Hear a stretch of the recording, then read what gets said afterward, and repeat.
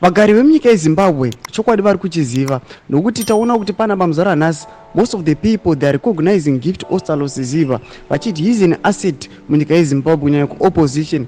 Gift Ostallos Siziba anoadvocata zvinonyatso kuona kuti aiwa mukomana uyu ndiye ari kunyatso kuda chinhu sara pina mashoko atagwa nevanhu tichiona aiwa Ostallos Siziba achitora mukombe aiwa achinyatso kugadzwa nevanhu kuti vosubscribe olike utina on the bell icon notoona kuti wokutanga anoyanyora chiti give him his flowers. He is structureless, but he is stronger than the zig structured currents. Mumwe anouya paino pake onyora achiti I have seen some of my brothers who despite Honorable Ostallos simply because he outshines them.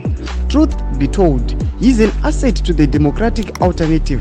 Hate him, but his intellectual rigor and ability to fluently articulate issues are things you will never take away from him.